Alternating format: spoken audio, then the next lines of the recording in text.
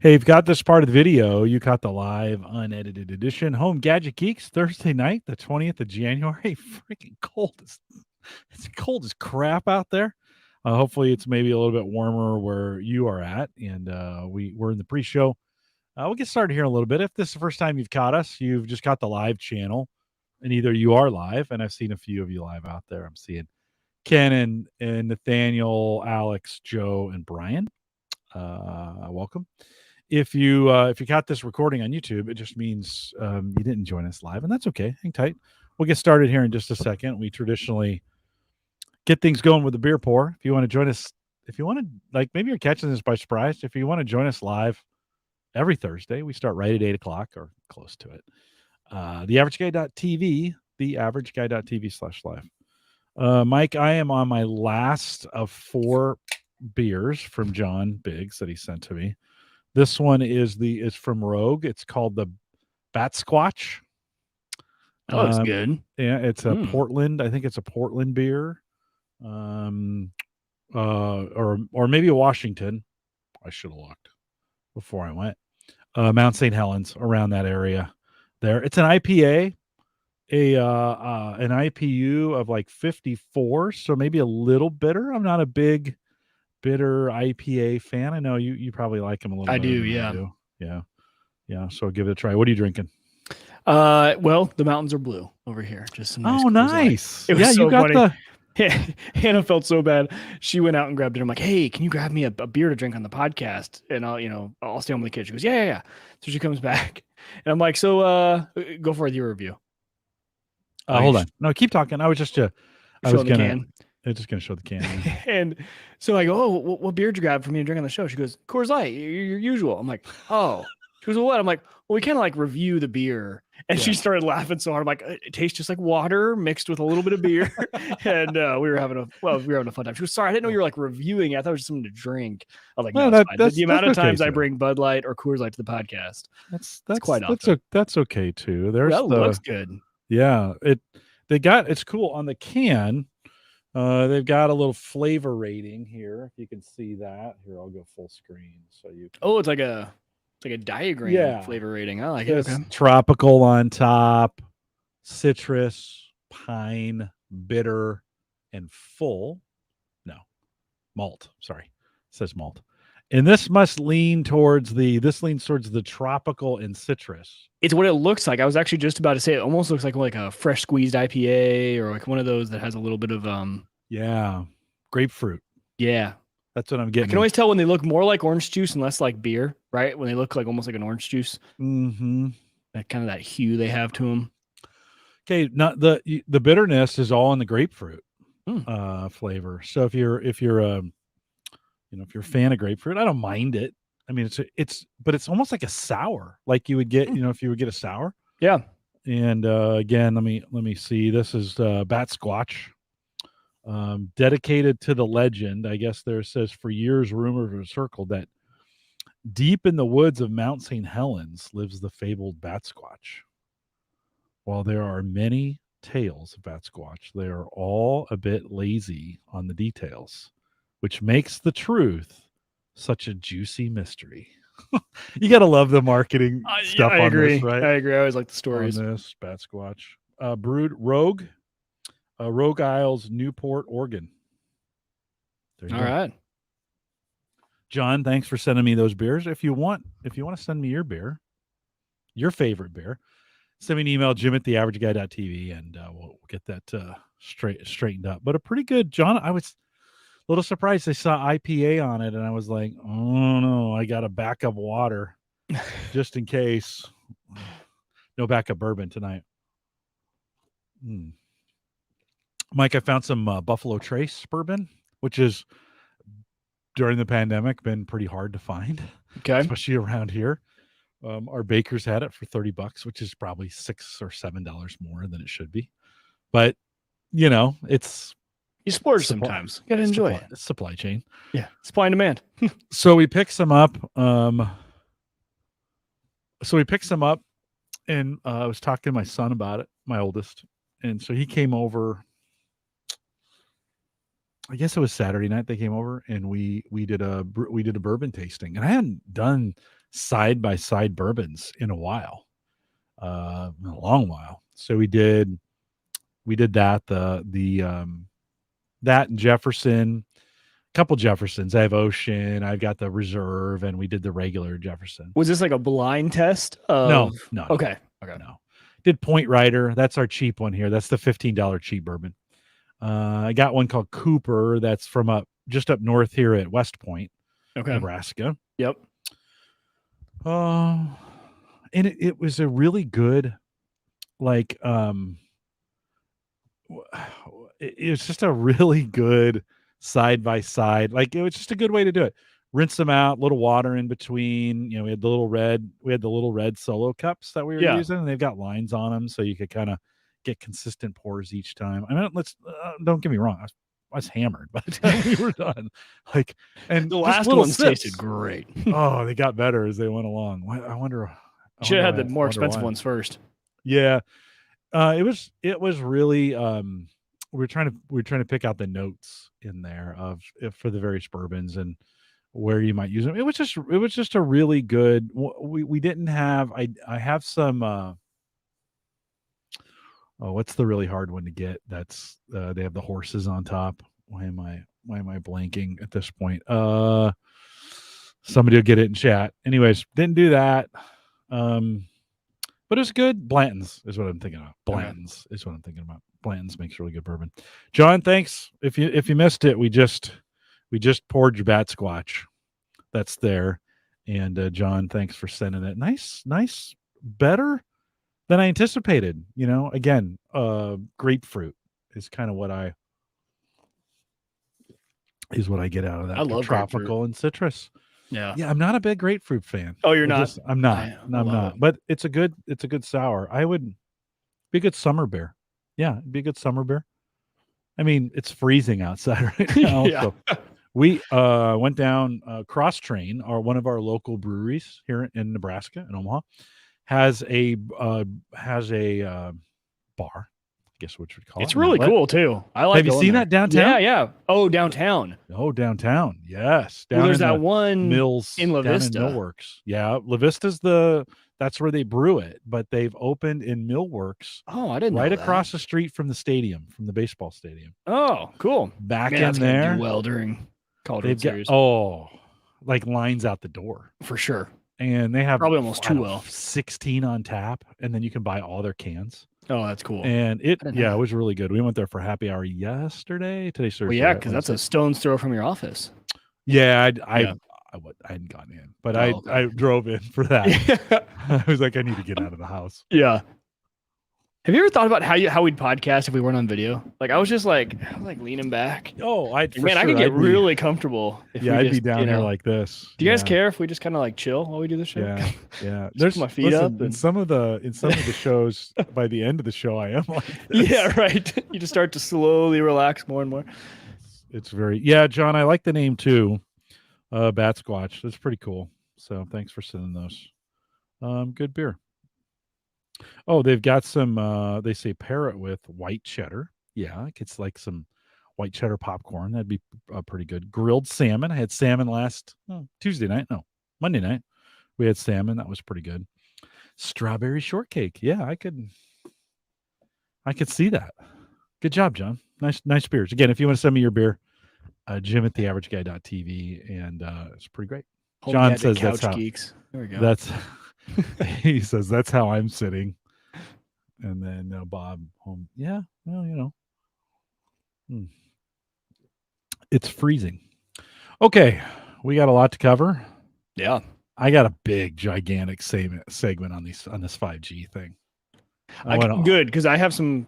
I was doing a lot of research into this, so I have questions for the real user. Because I was just reading through a bunch of reviews. Because you got me really interested in trying to switch to one of these, and so good. This will be good. Good conversation. Yeah, it took Christian to talk me into it. Yeah, but it's good. So okay, let me. We won't even get to the fact that I just did a fresh install of Windows just for fun on this machine, and I was shocked at how easy that is nowadays. Oh, it's super easy. Yeah, and I didn't do the reset. I did a full clean, wipe the drive, reinstall fresh Windows, and it's kind of nice. All the little quirks are kind of gone now, and yeah.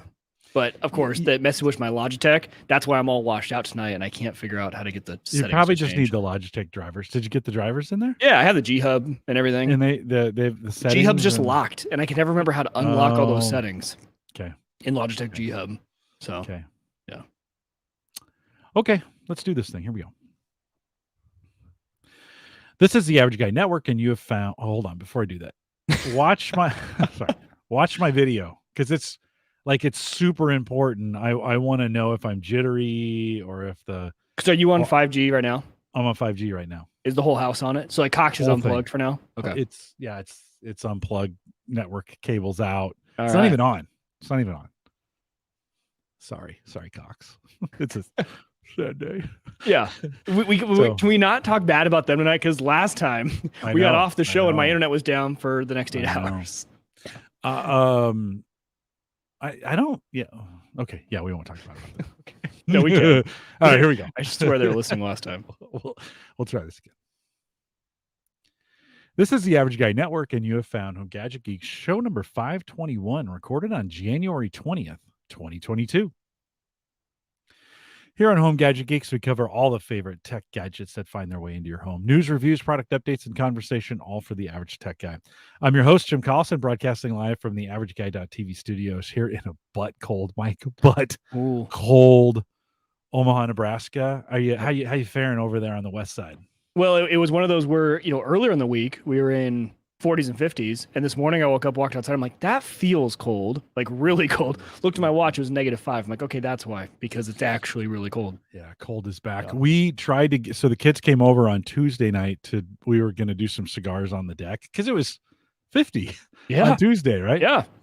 And so we were about 3 hours too late. By the time 7 o'clock rolled around, the wind had started blowing, and it wasn't. I mean, it was dipping fast, and so we got an hour or so on the deck, and then we had to come in. So pretty cold here in Nebraska. You know where it's not cold is right here on Home Gadget Geeks. Of course, we'll post this show.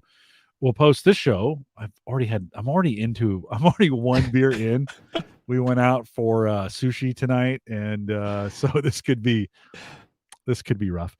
We'll post a show with world-class show notes, just a few of them at theaverageguy.tv. Big thanks to Christian Johnson, who joined us last week for the show.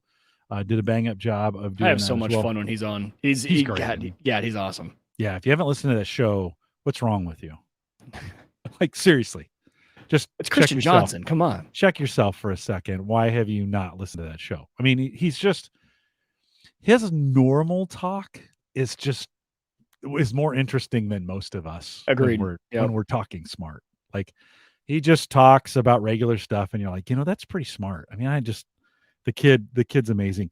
I talked him into restarting Cyber Frontiers. So for some of you who are new, you don't know about Cyber Frontiers, but Christian and I did Cyber Frontiers the whole time he was in college, and then he got working and I got busy. We just kind of got away from it. We're going to restart it, and February 16th we'll do a live program for that. If you want to join us, I'll be tweeting and all these other things so you can join us. But February 16th, if you want to do the recording, or if you haven't subscribed to Cyber Frontiers yet, you might want to head out there and get that done. Cyber, just like it sounds, CYBER Frontiers, and get that on your podcast player so you don't miss that episode when we restart. Marv B was supposed to join us tonight. His mom went into the hospital, and he has put his podcast just kind of on hold. I think he's anticipating it's going to be a little long-term type thing. So Marv, we're pulling for you and for your mom in that scenario. And so we'll get him back as soon as he is ready to relaunch that podcast. And then don't forget, we are doing live premieres on YouTube, noon Central on YouTube. If you want to join us, head up to theaverageguy.tv/YouTube. I really got to concentrate now. Theaverageguy.tv/YouTube. And on Saturdays, noon Central, we get together. We have 5, 6, 7 guys show up every week. Just a good conversation as we replay this. This week, you guys can make fun of me because I can't seem to put 2 sentences together, and that's all right. It's okay.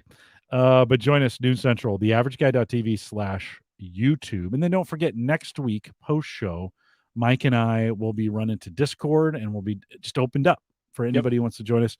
If you haven't joined us in Discord yet, theaverageguy.tv/ Discord. Super hard to remember on that one. Mike, anything they should know going in? Is there anything you have to do on Discord? We'll create a channel in there. Yep, and we already have the channel. Just jump in, right? Yeah. So you'll just, if you haven't ever used audio or just audio, this is not video, it's just audio. If you've never done that in Discord, just click on the gear icon and make sure your mic and headphones are set.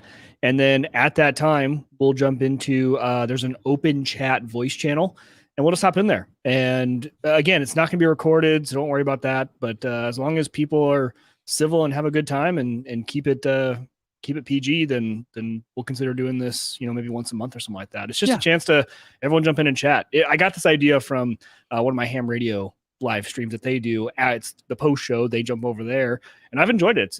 It's pretty fun. And you have some people who just come and join and go on mute and they just want to listen. That's totally fine too. Well, you're welcome to do that. You don't need to talk, but we'll be there. Back in the day, we did this on Saturdays. We called it Rich's Random Podcast Generator, and we record it and see what happens, and I'd give it to Rich and he'd edit it and we'd put it out there. We won't record this. This will just be us hanging out, have a good time. So that's your video, Jim. Really? Yeah. Did it skip or it's slowed down and you got really slow motion? Your audio. No, I think that was just me. No, it was the video. Oh, I didn't even see it. Maybe it was just me. Maybe it was my side. Could have been. Chat will have to see if they saw that. Could have been. Yeah, we'll have to. Or maybe it was just you. Joe said the video has been solid since I started. Yeah, it was. That was the first time I'd seen it do anything. So yeah, you never know. Sammy's up there watching YouTube videos. Well, we'll talk about this here in just a second. Yeah. Sorry, I should have saved it. No, that's fine. We'll get in there. We got some voicemail messages. I asked you guys to go to homegadgetgeeks.com this week and leave some voicemails. We've got some good ones. Let's start with Brian's, and he's got some questions for us about tech for 2022. Here's Brian.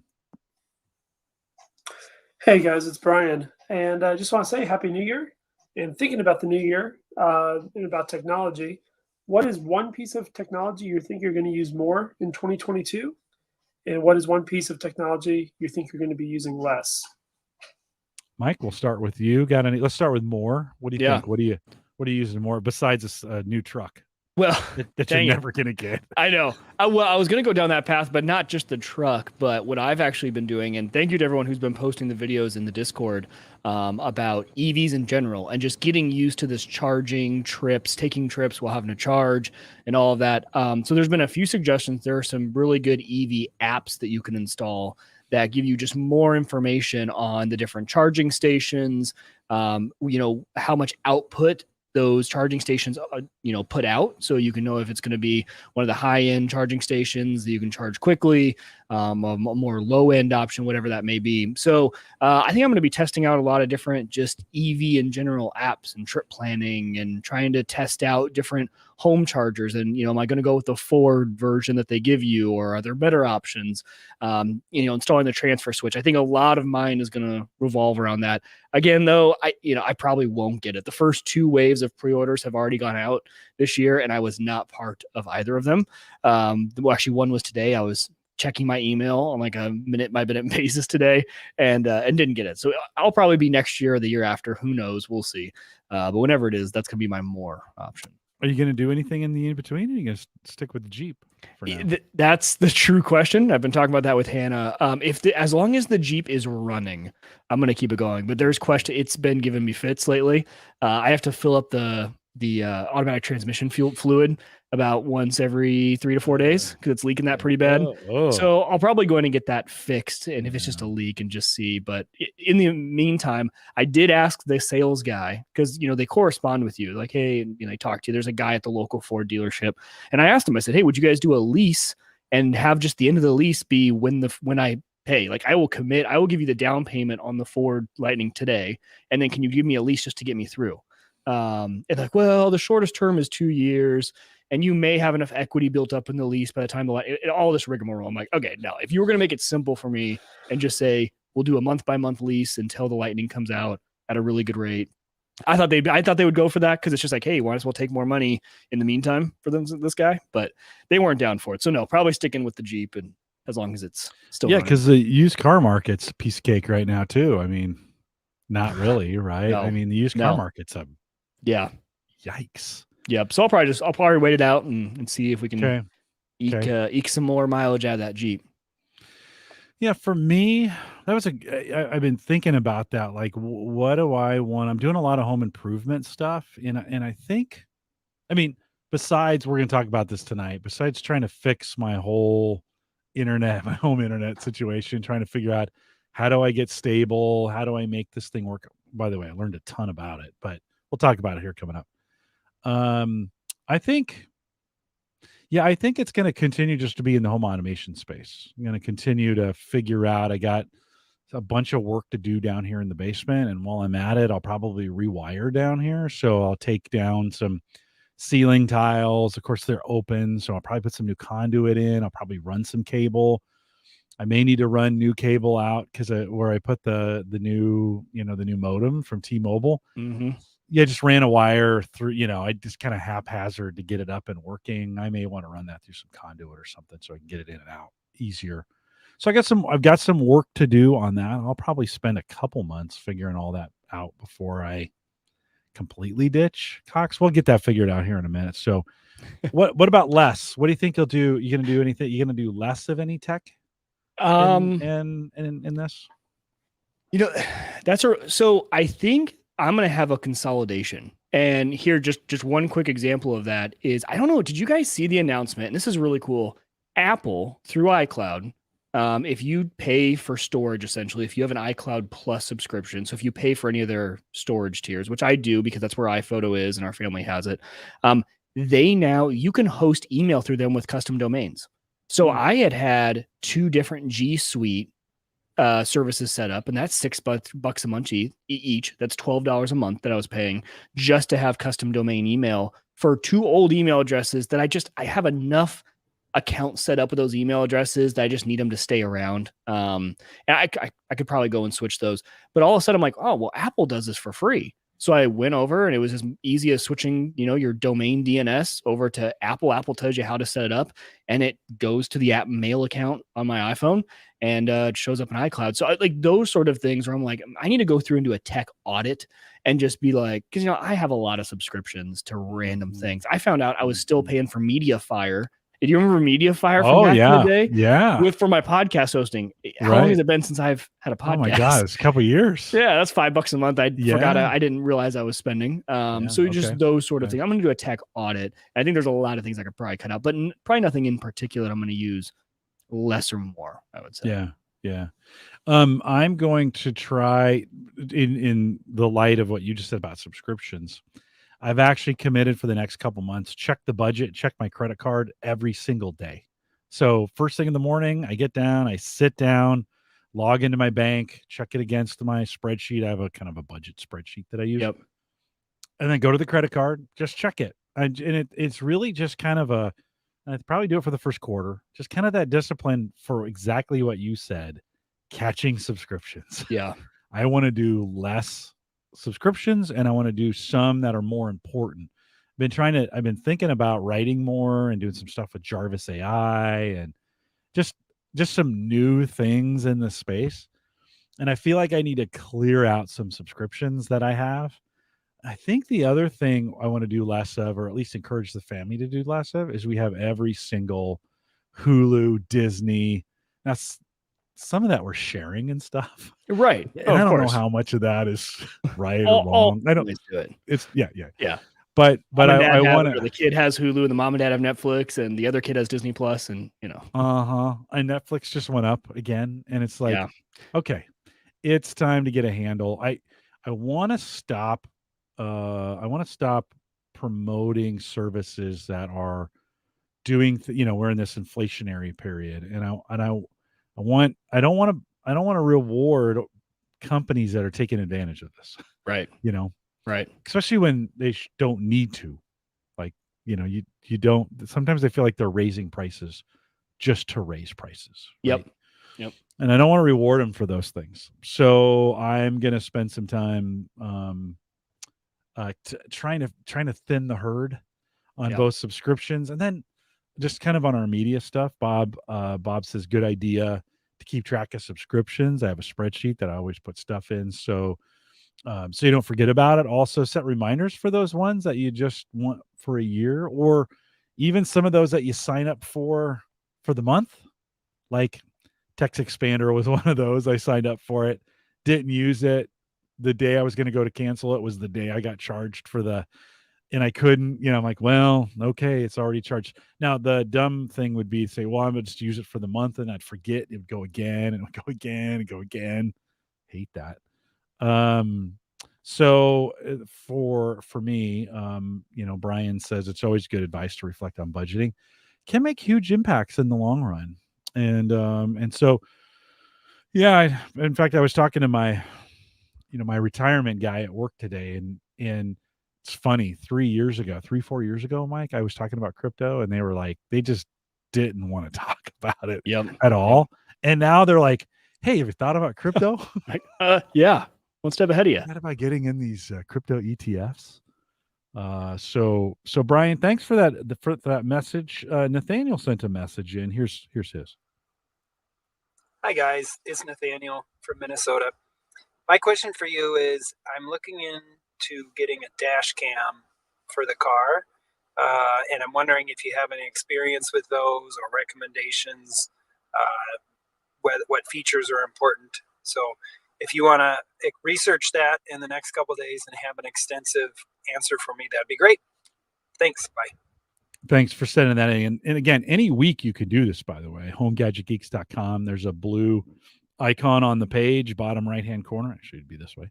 Bottom right-hand corner. And leave your voicemail for us. We'd love to answer your questions. For this one in particular, chat room, we're going to put you to work right now because you can answer some questions. If you've got some links, it's going to be harder for you guys to put links in the chat room, but maybe some brand names, and we can kind of go with that. If you got a suggestion, if you're watching this on YouTube later and you want to put your recommendations in the comments, go ahead and do that in the comments below, and we'll get those as well. So go ahead and drop those. And Mike, you got any thoughts on dash cams? Well, I use one. I don't know why it's actually no longer available on Amazon. So there's two trains of thoughts, I think, with dash cams. Either go top of the line, and I think top of the line is still like Owl Cam, right? Like Owl Dash Cam, I think is still kind of the go-to if you're going to want to spend the money. Owl Cam, all that footage is uploaded to the cloud. It has front and rear facing cameras where it's facing outside and inside, activated with motion, those sort of things, right? Like that's top of the line. When I was doing this, it's for my Jeep. It was really just for, I had witnessed an accident in front of me, and I was like, man, that would have been actually nice to have it on video to give to them, for insurance purposes. I'm sure they would have appreciated someone with that. So that's why I got mine. Mine's just the cheap version. So I got a Cross Tour was the brand. I think it was about $50. You pop in a 32 gig SD card, powered by USB, which I think is pretty similar to all of these. Very easy to mount. It's funny. I think sometimes the simpler, the better. And if you don't need all the top of the line things, I would go with one of the cheap versions off Amazon because they tend to work pretty well. I mean, when you think about this, it's a camera with an SD card, right? That turns on when the USB powers it, when it gets power from my cigarette lighter, and then turns off when it doesn't. It's not that complicated of a device. So I think either go cheap or go expensive. I think middle of the road. I don't know how much more you're going to get than you could get out of a $50 camera. So when I looked at Amazon now, my version that I got is no longer sold, but I see a lot of options in that, $30 to $60 price range. What's is that medium? $30 to $60? 30 to 60 is low end. Okay. Yeah. So Owl Cam is like $270. How do you spell that? Owl Cam, Yeah. OWLCAM. OWL. Okay. Right. So Owl Cams, I mean, those are going to be $269 plus. I believe there is actually then a monthly subscription for those. I could be wrong. It's been a while since I've looked into them.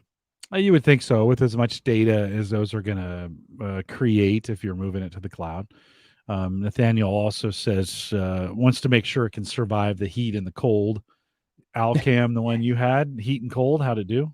So my cheap one, the only thing that affects the heat and cold is the suction cup will come undone because like the heat will heat it up, and the cold. And so the change in temperature, all of a sudden I'll come out and my camera will be dangling down by the power cord because the suction cup didn't stick. But as far as everything else, mine has done. I do agree on the SD card. right? Because you got to think this thing is constantly running as you're going. The way mine works is it creates 3 or 5 minute clips, you decide, and then it just starts a new clip. And then as the old clips get older, they get deleted. But you can, if something happens, it's very easy. There's one button, you click it, and it whatever it's filming now, it locks that so that it won't automatically get deleted. But I just put a 32 gig card in and you're good to go. I'd imagine from heat and cold, the better the quality of the card, the better for that as well. Yeah. Cheap cards probably can't hold up. Ryan says, and by the way, we're going to have Bob and Ryan back on here in early February. I think it's the 10th. They're coming on, but Ryan says I've reviewed 2 Papago. I think is that how you pronounce it? Cameras, and both turned out great. Agree with Bob about the quality of the SD card. So Ryan, how expensive? What's the price range on the Papagos? I'm curious because Nathaniel does. He brings up that there's Garmin makes 130 to 250, and that's probably right that medium to start and get into high range. I think it really just depends on what you're using it for. Yeah, what you get, right? Well, I'd probably start using the Alcam and be like, oh, I'm never going back to anything else because I'm sure I would absolutely love it. I'd think 100 or maybe 150 is the bottom end for most of these, and 300 is maybe where you want to land depending upon how much you want to invest in this thing. Yeah. Type deal. So maybe between 200 and 300 bucks, it kind of seems like they're out there. Certainly you can spend more, probably spend a little less. So I don't know, that's some good stuff. We'll take this to Discord too, Nathaniel. So go to theaverageguy.tv/Discord. If you've got some recommendations and you want to throw that in the Discord group, jump in. Mike, what's the right group? What's the right group out there on the Discord group to maybe throw that in? Probably general. Okay. Yeah. Throw it in general. Get some things started. So I did see the bandwidth meter appear on my video again. There's been you've cut out a few, not cut out, but your video, you've gotten really like laggy a few times throughout the show. I did a couple podcasts for work and seemingly didn't have any problems during the day. It's night. Network congestion. Watching movies. So who knows? So thanks for sending in those voicemails, both Brian and Nathaniel. If you want to send us a voicemail and talk about it on the front part of the show, head out to homegadgetgeeks.com. Bottom right-hand corner, blue microphone. Leave your 30-second voicemail and we'll cover it on the show. Appreciate it. Mike, all right, let's get to it. We spent at the end of the show last week, we were talking about 5G and network stuff, and I asked Christian, I've been, and you're right, I've been talking about this for 6 months, right? Yeah. 5G offering here in Omaha for home internet has been available for a year. So it's been around through T-Mobile. Yeah. Okay. I think Verizon too. Really, those are the two. In looking at this here in our area, you really have Verizon and T-Mobile. AT&T is a little behind on this. They have not quite gotten their act together. I'm not saying they're not going to do it, but AT&T has kind of not gotten their act together on that. And I think a lot of that's even very specific to where you're at. I can't get Verizon out here. Very much so. And I think Bellevue has some pretty good offering. And Bellevue's service, I've noticed, is just good with any of the providers in 5G. Mm-hmm. I think you live in a pretty good hotbed area. You're close to the Air Force Base, which makes kind of sense, right? You're closer to downtown, closer to kind of these areas where they need it. So that makes sense. Because out here in Western Omaha, Verizon's not even an option. Yeah. And I don't think it's an option for me here in Bellevue. I'm not sure about that. I need to check. But the T-Mobile offering was, I am a T-Mobile customer, so that kind of made sense to kind of look into it. So right after the show was over on Thursday, I tried calling to order this thing, and it was difficult. And then I called, and first I tried to do it online, and they're like, you're going to have to call. So then I call in, and they're like, you're going to have to go into the store. And I'm like, what is the deal? So Saturday morning, this was Thursday, Friday morning, in between meetings, I drive, and we have a T-Mobile, store just down the street. It's 2 minutes away. So I went down there and I said, hey, I'm a Sprint customer. I'm an old Sprint customer, and I can't seem to get this thing ordered. And they're shaking their heads. They're like, yeah. We haven't completely merged the two systems yet. While we're all on one network, the billing for Sprint and T-Mobile is still two different things. And what makes it even more complicated is I took incentives on the Sprint with Sprint phones. Both Sammy and my phone have incentives. I have a $27 payment and 21 of it is covered by Sprint, right? Yeah. Well, they don't have those systems on T-Mobile. They're not really interested in carrying them over. So for the next, until these plans run out, right, we'll still continue to be kind of build on the Sprint system. Well, Sprint and T-Mobile can't have the same social security number on the two systems. Right? Yeah.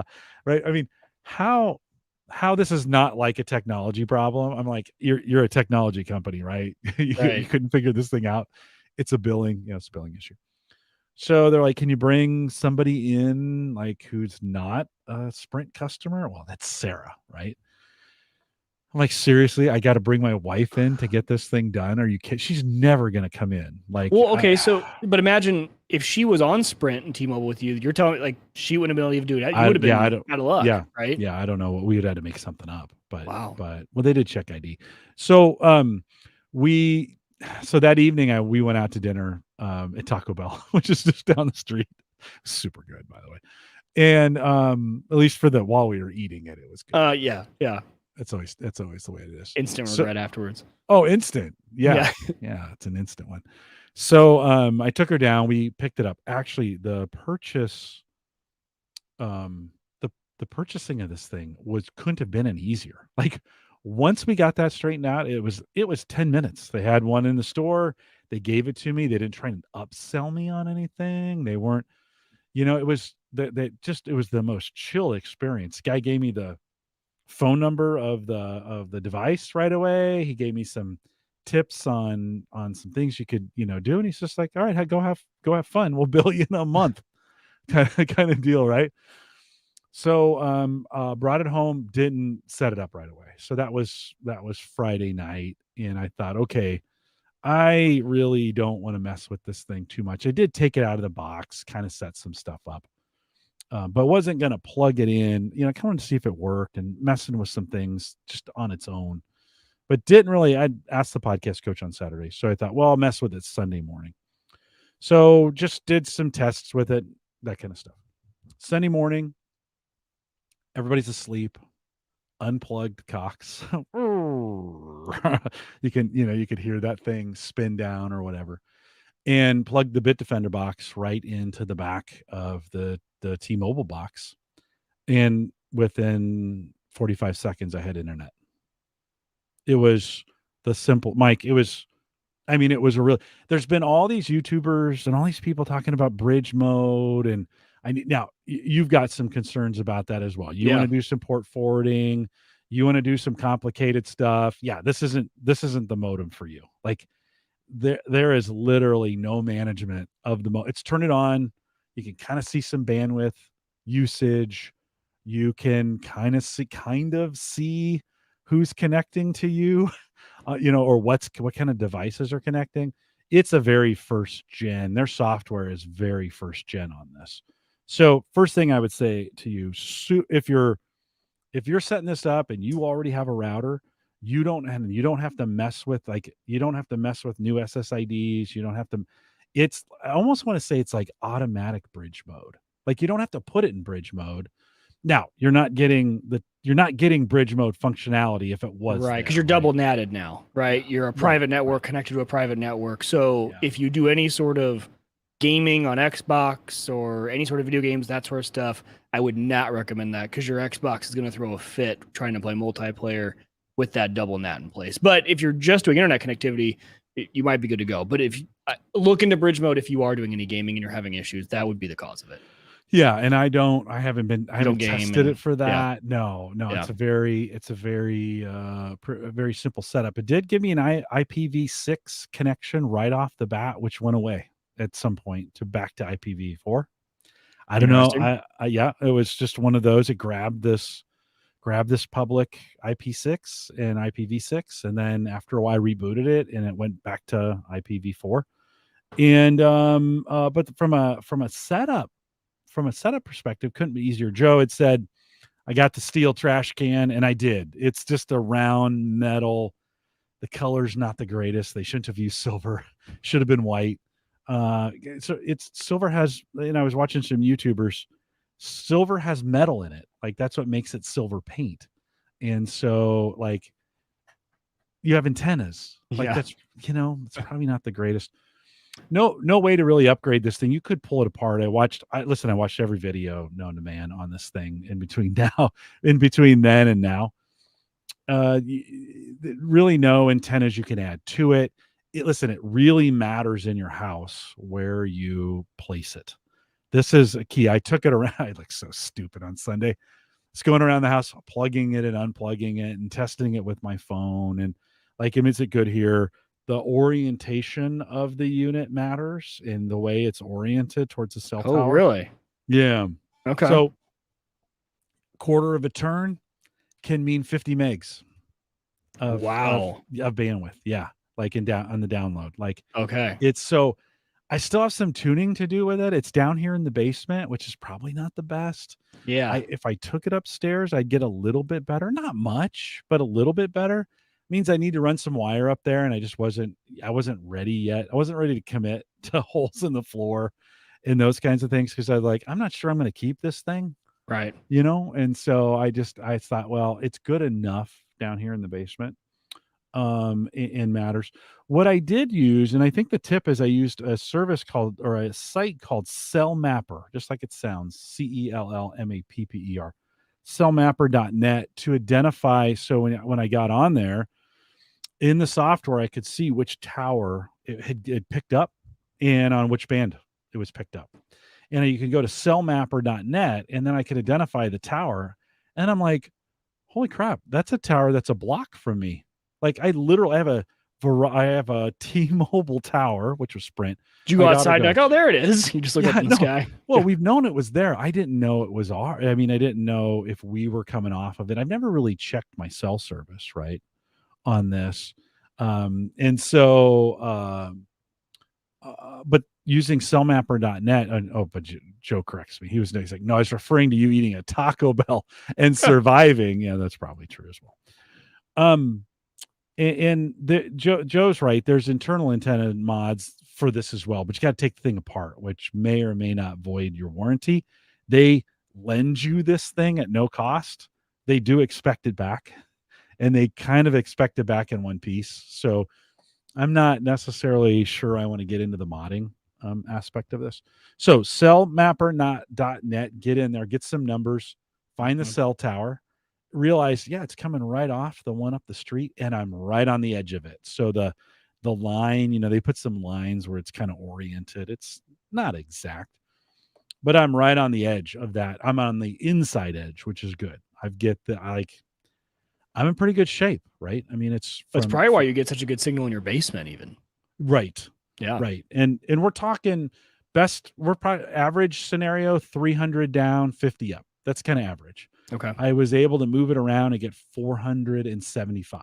So do they give you rated speeds of what it could be? It's all over the place. It's all, I'd imagine, because it's such a location-based system. No, it's all, I think under the best circumstances, you probably 500, 100 is probably what you're really for in I don't know what the max is for it, but I'm in a pretty good position.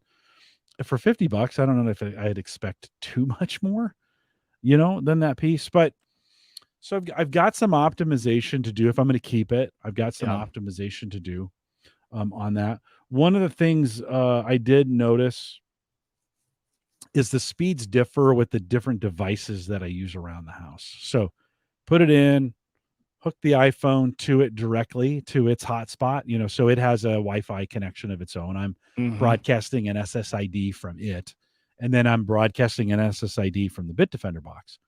Very similar numbers, which is great. It kind of makes sense. I'm not losing anything between the Bitdefender box and that, but the phone connected to it varies a little bit from where I'm connecting to it from around the house, as well as different times during the day are getting me different results. Yeah. In pretty wild different results, where down maybe 75 and up is 15. And then sometimes other times down is 400 and up is 80. No, it's not that many. Let's just say 70. So it's pretty wild. It's pretty wild springs, and I kind of swings, and I kind of imagine usage is driving that, right? Don't you For think sure. that? Well, and even though we're still, a lot of us are work from home, there's still a lot of people that go into offices and stuff. So you got to think during the day when you're home for work, speeds are probably pretty good. And then as people start to come home in the evenings, watch more TV, watch stuff on their phones, I bet that's when it's going down. Yeah, it is. I think it's the one downside if you're thinking about using, and listen, in the Cox implementation, we're on nodes, so you can have the same problem with wired internet where, the neighborhoods gets busy and things, remember all the problems we had for a while. Keep in mind, Yeah. my connection, and they had to kind of shock the system, whatever that means.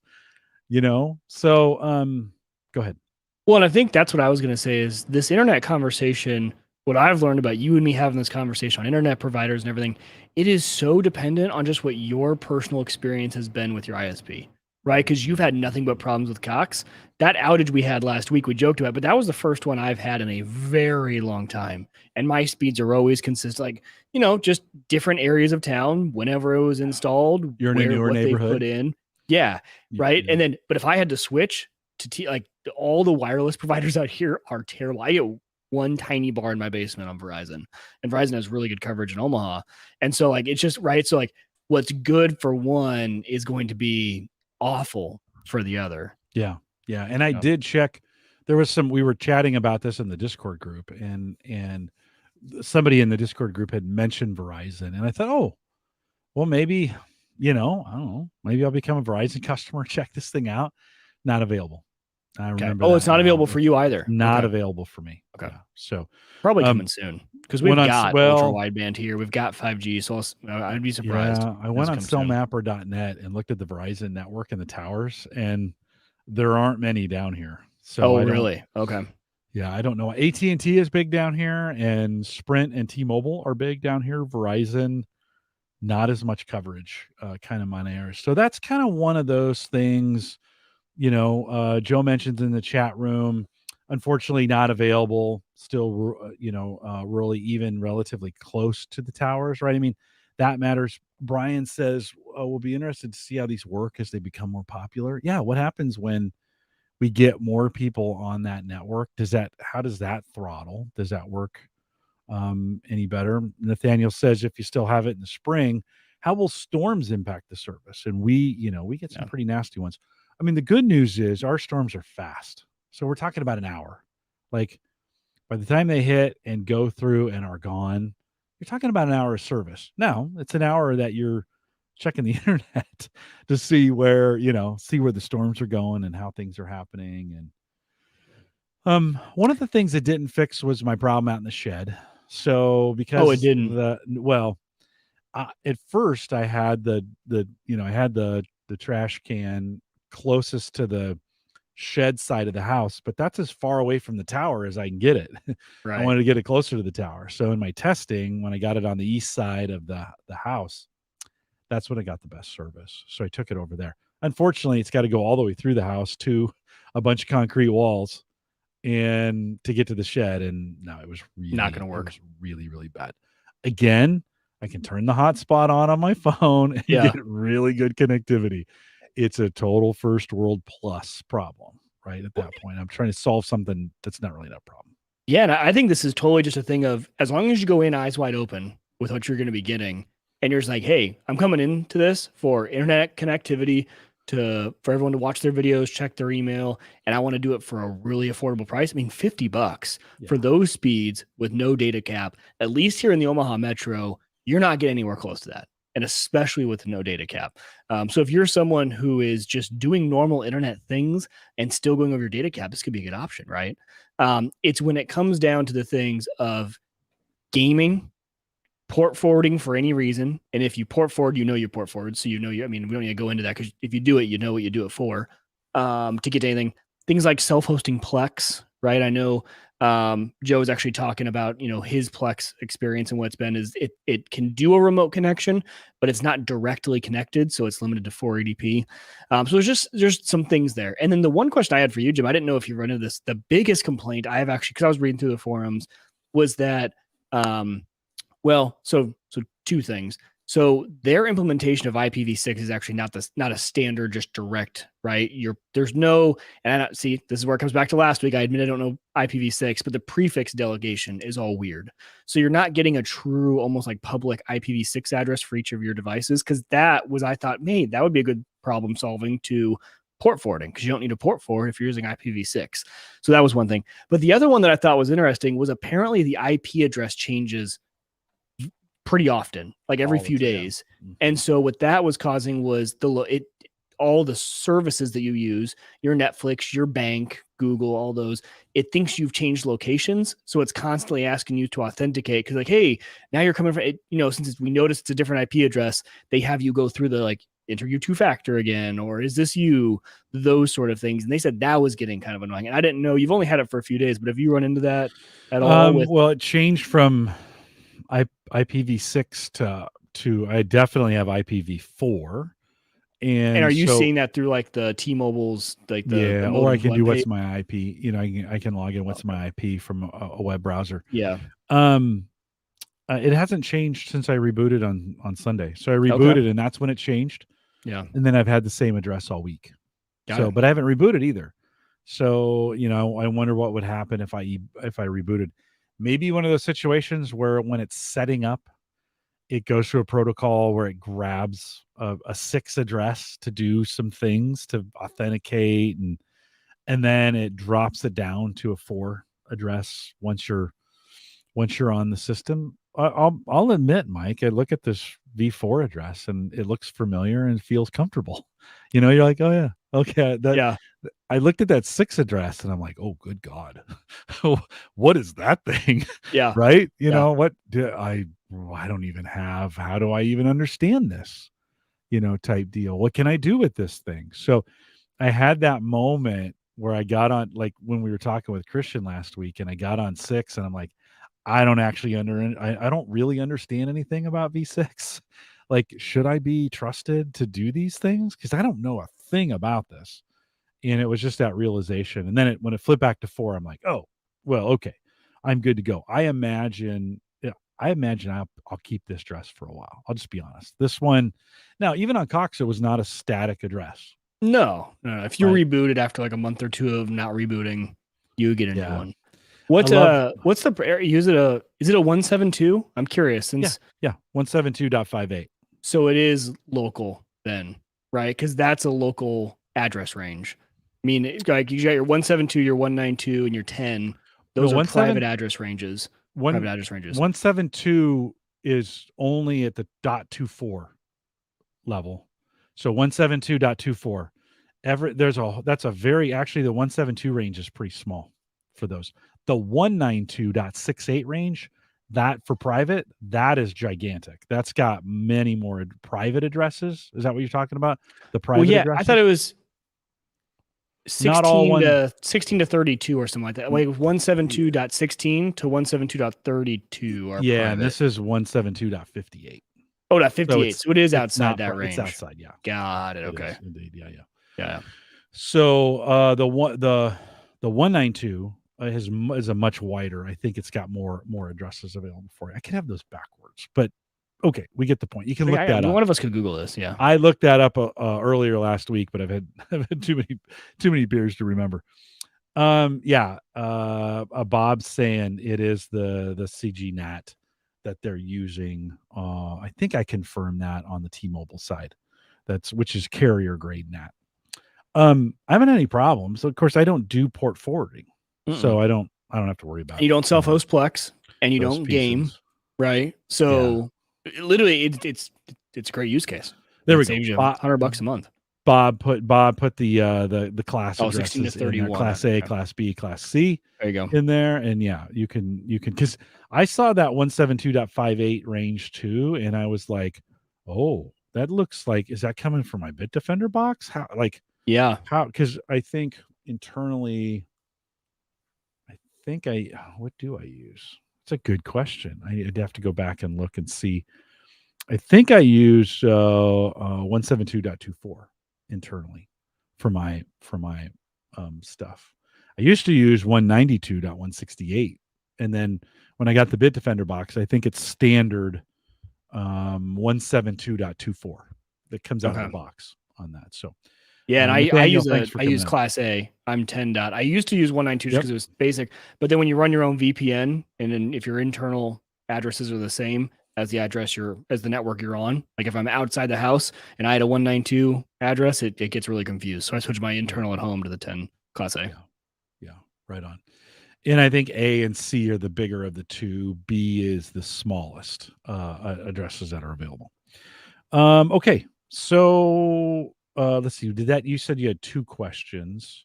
Did I answer both of them? Did I answer? Well, any of them? yeah, you did. Though I was mainly just curious if you've run into that whole address switching causing you to have to re-authenticate or tell me yes, this is me kind of thing.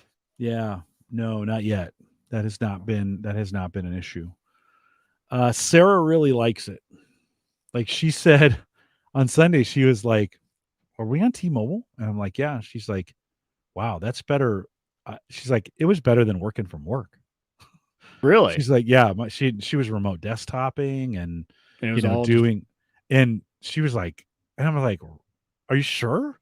She's like, "Yeah." I'm like, even when we were on Cox, she's like, "Yeah, it was always a little laggy." And she goes, "This was fast." And I didn't even prime her for it. I wasn't like, "Hey, is this gonna fast?" Yeah. She was just like, "That was amazing for me." So the wife acceptance factor is super high. Like this isn't a convincing, and it's $50 cheaper. So, not that she cares. I'm the one who cares. I'm the cheap one in the family, right? Let's just be really clear about that. So, so she's all in. I'm still having some, the Moro data box that I use as my NAS. Mm-hmm. It's got a feature in there where I'm supposedly able to set upload schedules and set bandwidth amounts. I uploaded some files on Sunday, didn't respect any of those. Just took all the bandwidth available, and it was moving stuff fast. Don't get me wrong. When you have 50 up, stuff goes fast. For sure. Yeah. Right? But so StreamYard. That sounds like a Moro data box issue. Oh no, for sure. Right. Oh, okay. No, for sure. Yeah, I'm not blaming the box.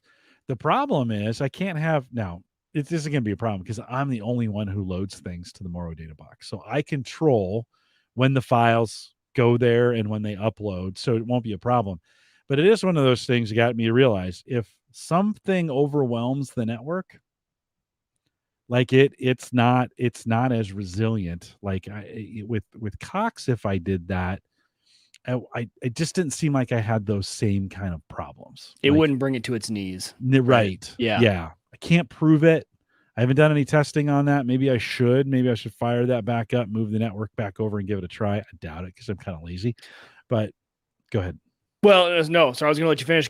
It brings me up so this is interesting because when cable modems moved from DOCSIS 3 to DOCSIS 3.1, one of the big benefits there not only was, okay, these new DOCSIS modems allow you to get gigabit speeds, it got rid of buffer bloat. And buffer bloat is a big issue on DOCSIS 3.0 modems. Or maybe it's before 3.0. I know it was 3 to 3.1 that got rid of buffer bloat.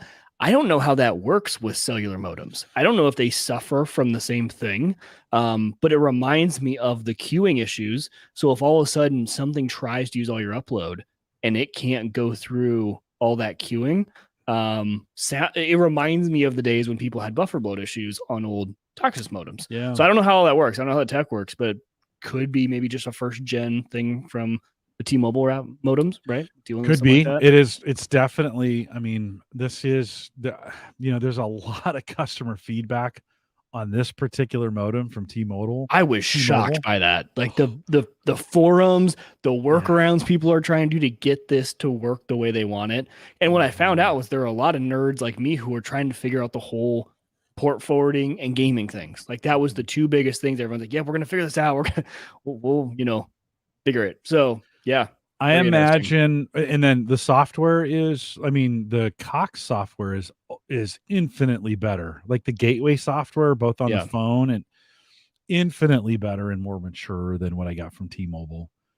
But it does seem like, I mean, I was watching a YouTube video from 8 months ago, and the release version on that he showed on that video and the release version of the software I have now it's pretty far apart. And you're like, oh, so maybe T-Mobile's spending some time iterating on this. Yeah, as so if that was well, 8 and they're getting months, updates.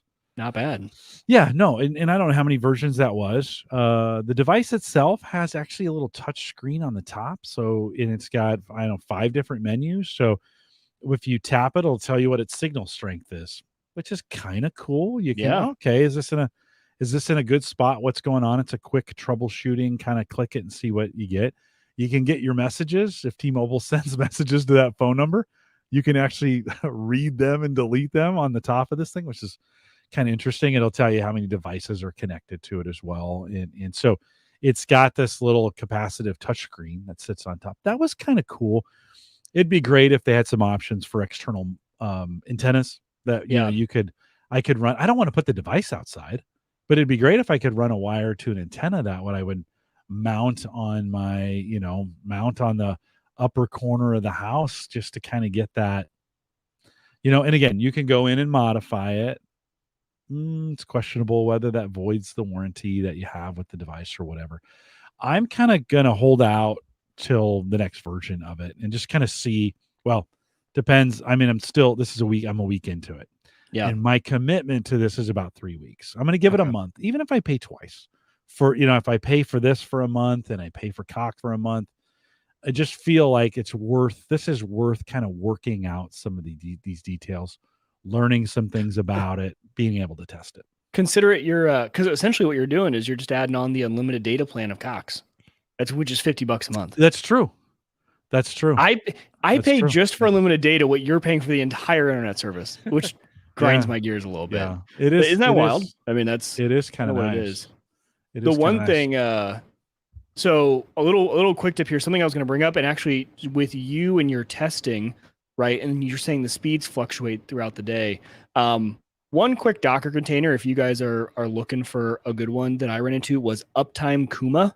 So Uptime Kuma is a local self-hosted uptime monitor, and it can monitor self-hosted things like other websites internally, other Docker containers, things like that. Has a really, really cool, clean UI.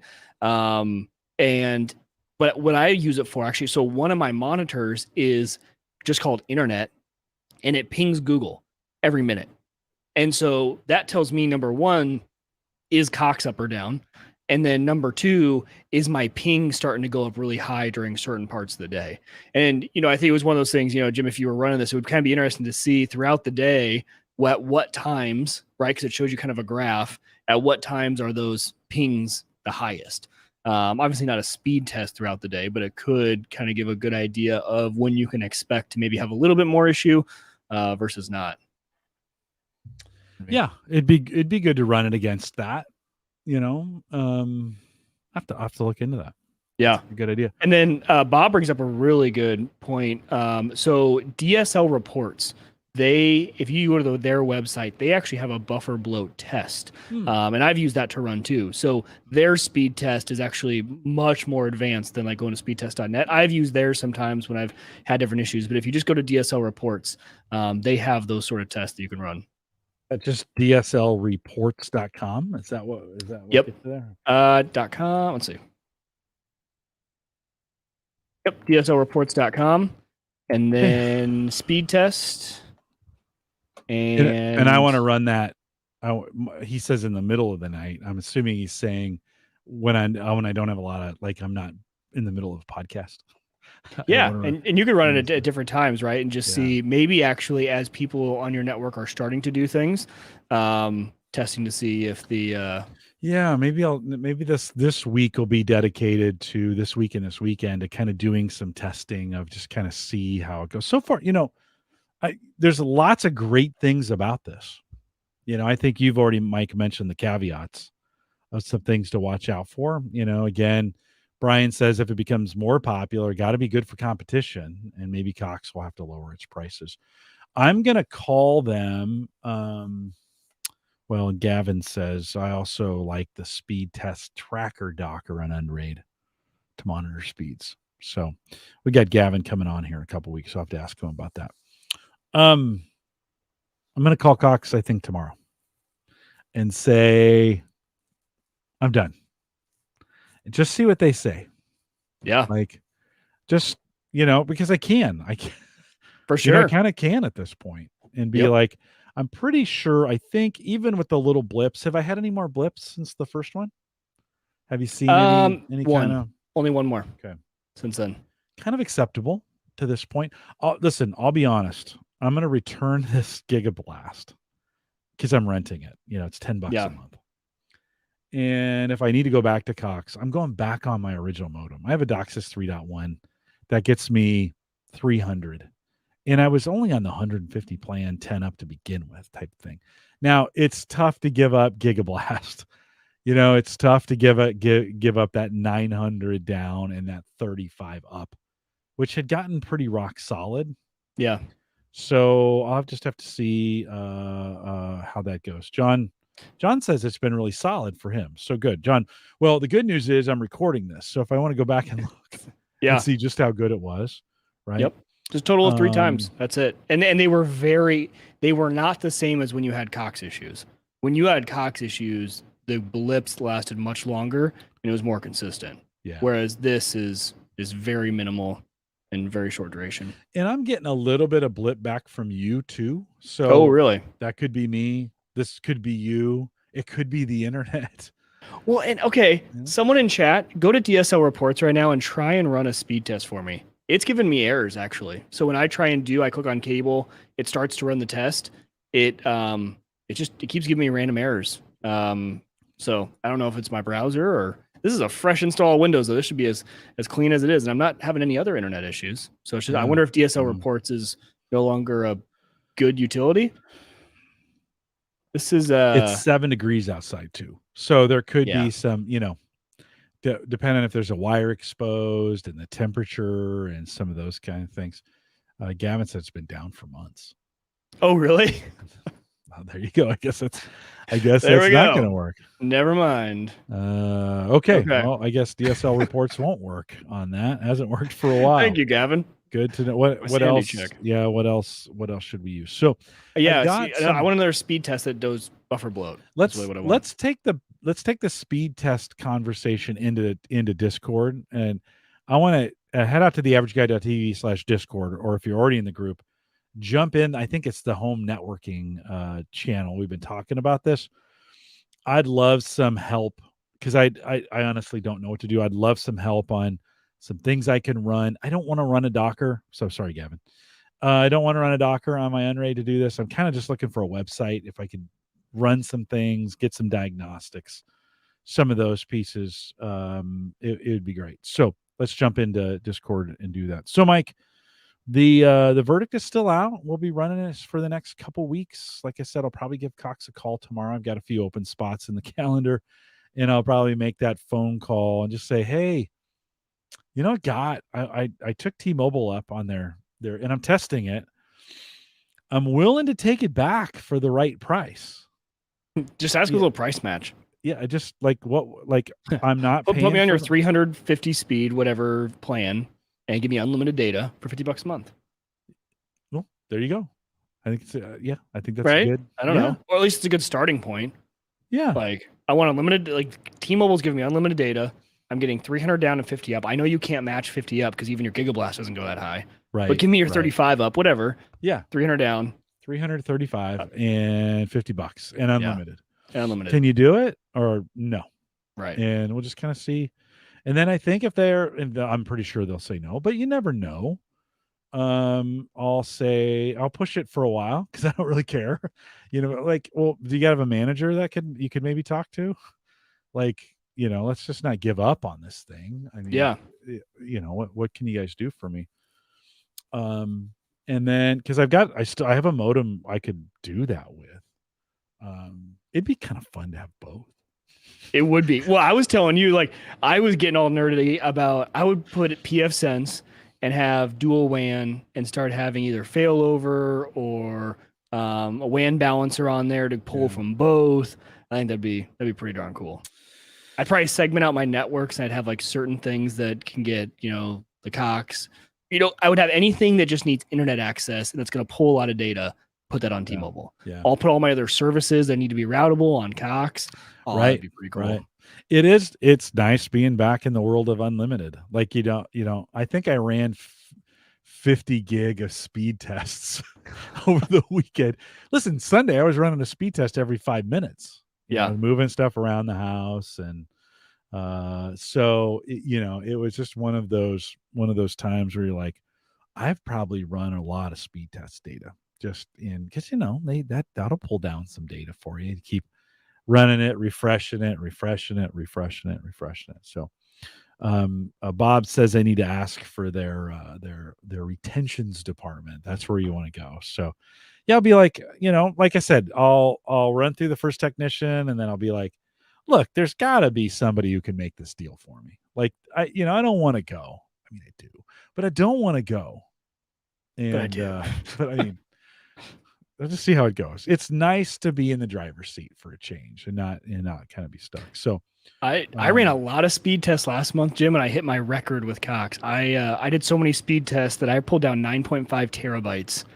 I used 9.5 terabytes of data in December. Why are you doing it? Was a heavy month. A lot of speed tests. A lot of speed tests. Jeez. I know. A lot of there was a lot of game downloads, number one. Yeah. Number two, server backups. I reset up backups to Backblaze. So it was doing, a few terabytes was just backing up data to Backblaze.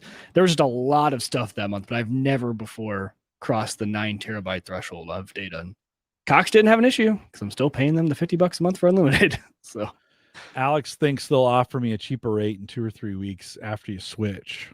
So really? Is that a thing? I didn't know. Yeah, that may be another. I don't care if they switch back and forth all the time, because now that I know I can literally just unplug the Bitdefender box and plug it into something else, and it comes up and just kind of works. That is the nice part about having, your router separate from your modem. Right? Not using ISP modems for the routing tables. Your IPs stay the same, all of that sort of stuff. If you do have VLANs, all of that, I've kind of taken that for granted because I've always run PFSense. I didn't really think about it but I've always had Cox. I've never had to switch ISPs. Big benefit is when you do switch ISPs, you don't have to re-enter all those, static really mappings and all that stuff. Yeah. Just unplug it and plug it back in. And it's pretty easy. The crypto just kept going. Didn't even bat an eye. The PCs were down for 45 seconds maybe in the switchover. So pretty great. We'll have to see how it goes from there. Mike, anything else? Any other questions? Anything else you'd kind of add to that before we wrap it up? No, I'm just excited for the next 3 weeks to kind of hear because based off tonight, I would say it's a win, right? Mm-hmm. Based off how the video's been. And really, since 45 minutes ago, it hasn't done anything, right? It hasn't had any issues. So compared to just the Cox issues that you seem to always have, the video has been clear tonight. And what's different too? Your audio stayed crystal clear throughout every one of those little hiccups. Whereas with Cox, sometimes your audio would cut out or jitter a little bit along with the buffer of the video. So I think it's a win. Good to know. I just started a speed test. So as I'm talking right now, we'll see when it goes to the upload portion. It ran. It ran. Let's take a look. Let's take a look at that. So it's running the upload right now. Oh, and you're still not having any issues. Keep talking. Anything? No, move around. Shake my head. You're good. Everything's good. Yeah. Well, so we'll keep at it. The Gigablast sits up there.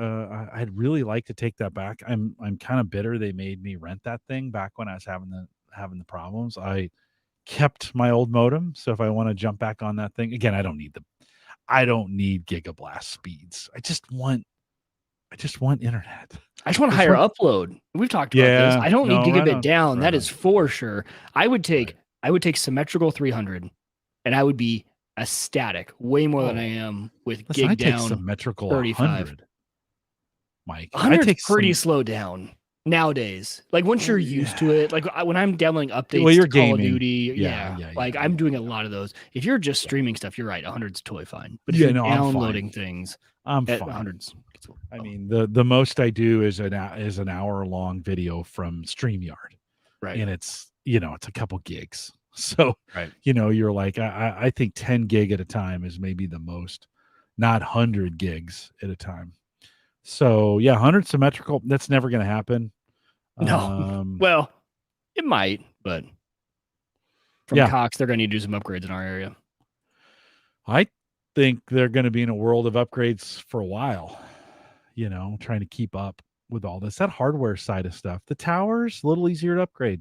Go out there, throw some new antennas on, and run some cable. I don't know. I'm sure it's harder than that, but pretty great. Well, it's in.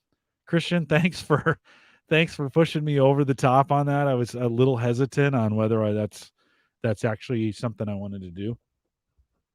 And we got it done. A couple reminders on the way out. One, don't leave just yet. One is if you want to join us in Coinbase,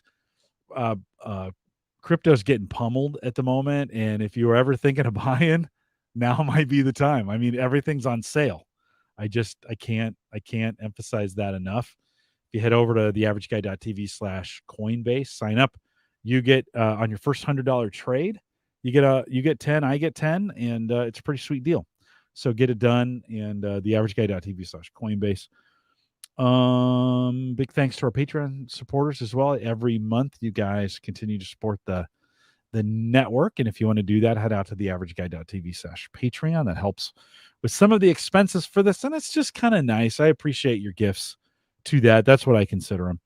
We mentioned it several times. The average guy, theaverageguy.tv/Discord. If you want to jump in that group, and that was super helpful this weekend as I was posting about this, like, hey, it's in, hey, it's up, and then to get the comments back from everybody about what I was doing and just the conversation around it, which is super helpful to have. So if you want to jump in the Discord group, you can do it as well. Leave us a message, homegadgetgeeks.com.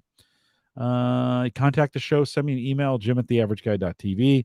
And then, of course, don't forget theaverageguy.tv, both web and media hosting, powered by Maplegrove Partners. Get secure. You see me, I'm slumping down just as we go, Mike. I'm slumping in my seat just a little bit more each time. Maplegrove Partners, secure, reliable, high-speed hosting from people that you know and you trust. And of course, it's Christian. He was on last week. Plans still, listen, he has anti-inflationary plans. $10. You're on mute too, by the way, but maybe you knew that. Maybe it was to open my beer. Okay, that's fine. That'd have been an okay sound. $10. He didn't raise his prices. Everybody else is. Your truck is going to be $50,000 more than you think it's going to be by the time you get it. Not plans at Maplegrove Partners. Still $10. Best plan going in town. Check it out. MapleGrovePartners.com. We are live every Thursday, 8 p.m. Central, 9 Eastern, out here at theaverageguy.tv live. Mike, do you have any crypto in you to talk a smidge in the post show? Do you have have you done anything with it? No. Okay. So no post show crypto. Thanks for joining us tonight. With that, we'll say goodbye, everybody.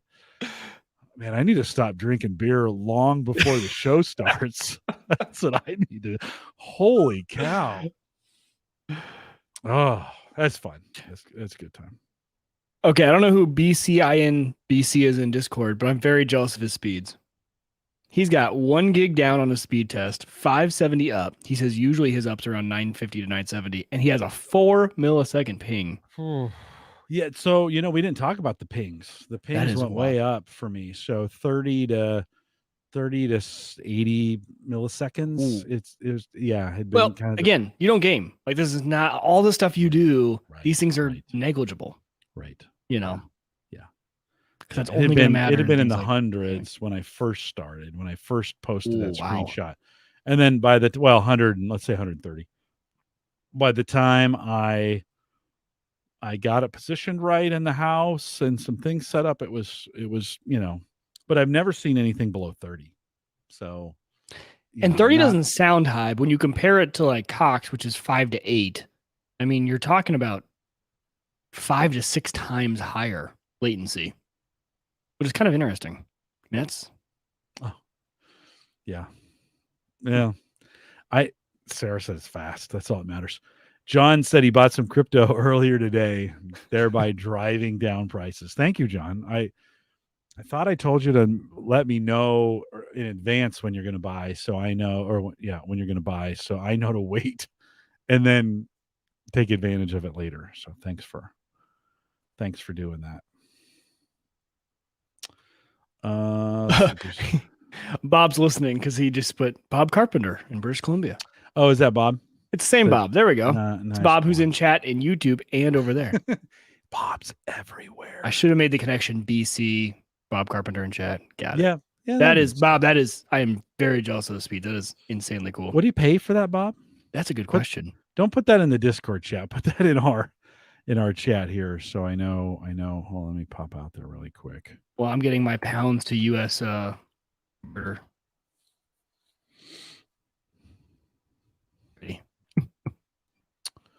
Wow.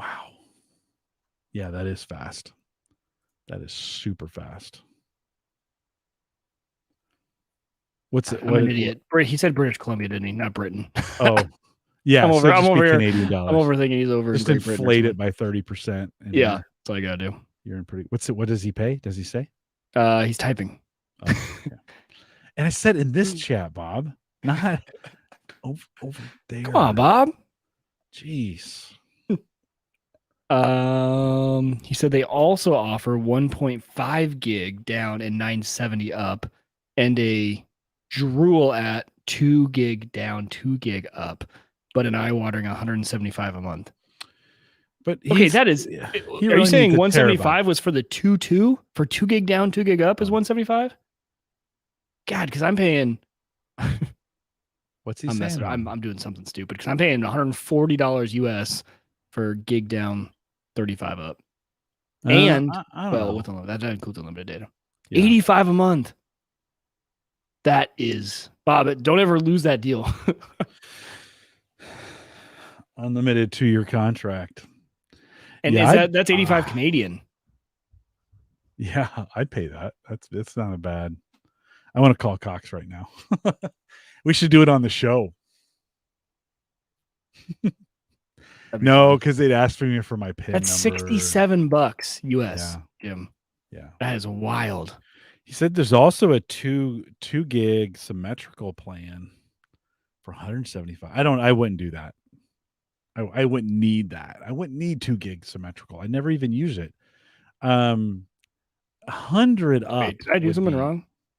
100 up would be great. You said 85? Yeah. Oh, 85. sorry. I went the wrong way. 115 US. I'm an idiot. Really? Yeah. Is that right? Pounds? I thought everything. Oh, in Canada sorry. was I'm more back on expensive. Yeah. I was right the first time. What are you? What's in that Coors Light, man? Boy. Yeah. No, I'd gone back to the old tab when I had thought he said he was in Great Britain. I did pounds. So. Yes. Oh, yeah. No worries. So what's 175? That is $139. Yeah, I was gonna say 140. So for that price in Canada, I could be getting 2 gig symmetrical. Yeah. Gavin's in the same boat. 120 for down 30 up. Yeah, we're in the same spot, Gavin. Yeah, good thing we're getting the post show. It's getting a little foggy up here. Yeah. Me too. I was struggling to talk. I'm not going to work tomorrow. I'm calling out. Yeah. No, I have my I don't want to say annual, but this is the beginning of the year developmental review tomorrow at 8. Oh. At 8. My boss scheduled it for 8. Like, ouch. Come on, dude. So yeah, we'll see how that goes. So it's tomorrow. That's tomorrow morning. I haven't had a review in a while, so it'll be good to chat with the man, see how things are going. So we get some things going on. Hey, if I got jury duty on Monday. I've never had jury duty. They'll call you. You won't go in. You don't think so? You're never gonna get picked. Yeah, well, you're not. They never pick attorneys in general. Like as soon as what do you do for a job? Attorney? Nope, we don't want you in here. So, but the problem is I just still have to go in. But I'm hoping that you should call. Pushed. You called the day before, so I'll call tomorrow. Listen, I called every day. It was call back. callback. Really? Every day is callback. Yeah. Chances are you'll call in Monday at 7, Probably. right? They'll say, no, we don't have anything for you. One of the weeks, I think it was 3 weeks that I had to call in. One of We the only do weeks it for that first day, right? say Like that again? you only have to call in for the one day. No, it's not they'll like you tell keep calling you. in. So like they on tell Monday, you. they were like, hey, you'll have to call back tomorrow at 7. Went on the message. How do when you people call do in. this with work? Like, They skip work. but like, oh, man, Yeah. that is I mean, gonna. I'm screwed. dude, if it's that your happens. civic duty. I know, but I'm just saying, like, It's every one of my days. America is built on a impartial jury. You're a lawyer, for God's sakes. I know. This is how our system works. I know. You have to have a jury of your peers. But I'm just like the not knowing. Like, I can plan for one day, but I'm in meetings 6 of my 8 hours of my day, and so like even just one extra day of that, it's like fine. I have to reschedule 6 of meetings, or and sometimes they're half-hour ones, so it's like 8, 9 meetings I could have to reschedule. Chances are you're going to be just fine. You're going to call in at 7, and they're going to say either call back the next day or you're off for the week. That's kind of what you're up against. So John says it's usually a valid work excuse. It's absolutely a work excuse. Oh, it's protected. It's federally, It's federally protected. Yeah, you have to. They can't fire you for missing work No. for jury duty. No, they cannot fire you. This is part of the system. If this breaks down, a lot of things have broken down. If the jury system breaks down, we are definitely screwed. You don't even have to use PTO. They Really? cannot take and they paid time off. They can't cut your pay. It's all protected. They shouldn't. It's 3 weeks, maybe. Yeah. And maybe just a couple days in there, right? For the most part. And listen, I've heard of people with horror stories of they're like, oh yeah, I got selected. And I was in a trial for 4 or 6 of those weeks, and then with deliberation. Okay, you won the lottery, right? Yeah. That's kind of what it boils down to. You just won the lottery. So quit.